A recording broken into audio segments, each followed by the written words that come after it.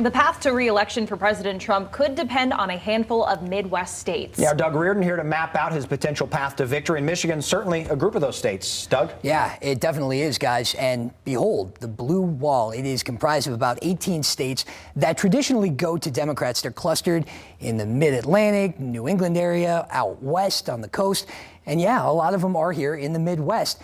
And it's really hard to break that blue wall is. So let's show you a few maps just to take a look at what exactly we're talking about. Let's start with the 2008 presidential map. Of course, we had Barack Obama in his first term handily winning all of these states against John McCain. And he got 365 electoral votes. Remember that you only need 270 to win. So that big blue wall was a big help. So let's move now to the 2012 race. Barack Obama, the incumbent, new challenger, Mitt Romney. But again, that blue wall stays completely intact, even though Mitt Romney was able to pick up Indiana and win Nebraska outright. But there is still that intact blue wall. And again, Barack Obama gained over 300 electoral votes to win his second term. Watch what happens in 2016. Two new candidates, Hillary Clinton and Donald Trump. Not a very popular choice as far as Hillary Clinton in the Midwest. And I'll show you why I say that. Look at all these states. Flip. Iowa, Wisconsin, Michigan, Ohio, Pennsylvania.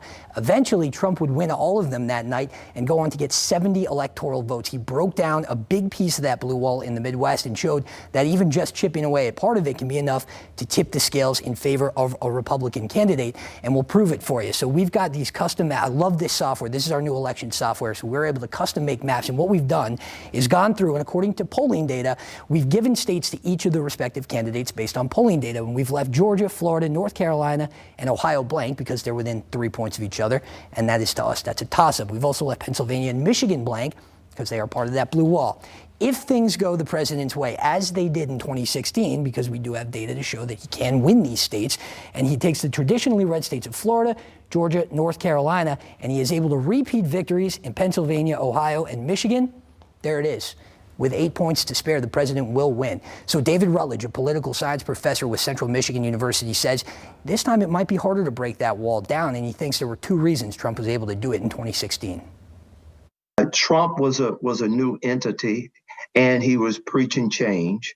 He was absolutely appealing to the economics of the area. A large number of voters were not really enamored by Hillary Clinton and stayed home.